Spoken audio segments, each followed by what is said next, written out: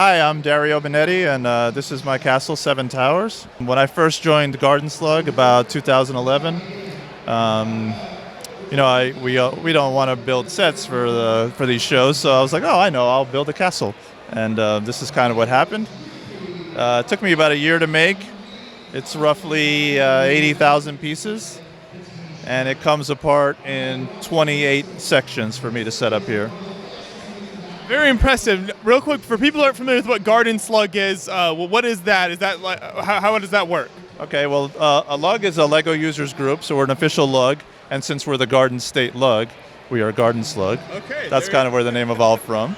There you go. And so you've got a number of the builders from that group that are display stuff here at the show. That's correct. Yeah, we have. I think we have 9 of our builders here today. So fantastic. So let's dive into the build here then. So there's so much gray in this build, which is crazy. Talk about how you collected that much and where you got all those pieces from. Well, a lot of the pieces came from the LEGO store where they have the wall in the back where you can just buy it by the cup. Also, when I was building this set, it was when Lord of the Rings was very popular, and the LEGO had Lord of the Rings sets out.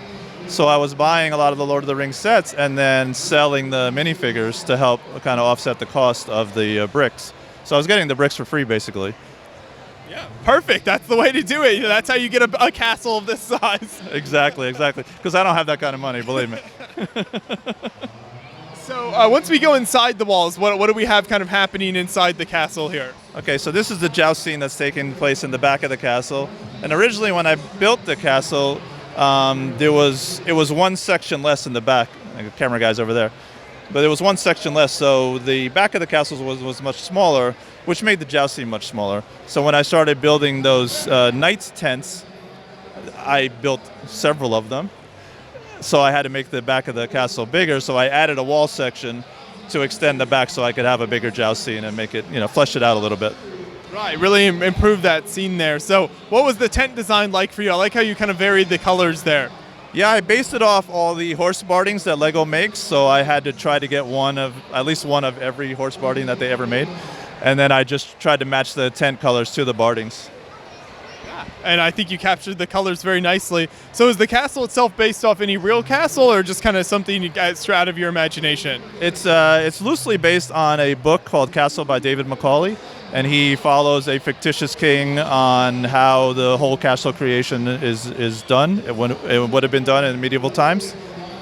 So I kind of based the footprint and the layout on that loosely, but then the actual design of the walls, I just kind of went from my own imagination. Right.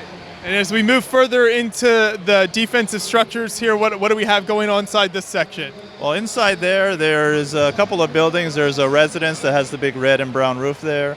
And then the gray building with the black roof is like a kitchen dining area.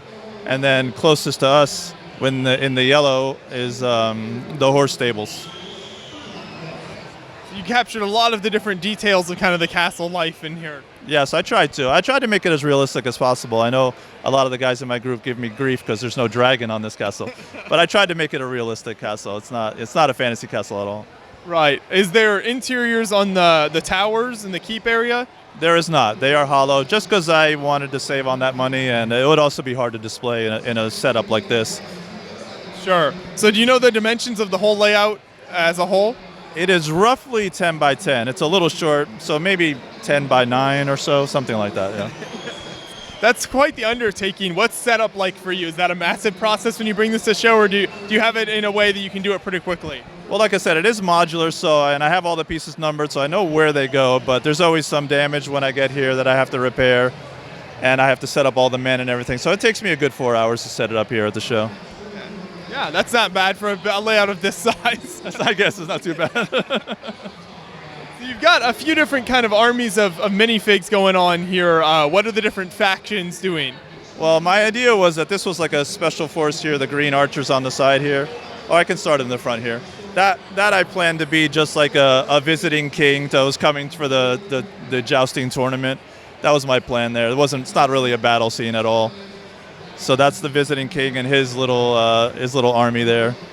And then the archers over here, I just imagine them as being some like special force that was being trained and set up there. Keeping an eye on the water. Yeah, I just like the minifigures too. It's like, how can I use these in the castle?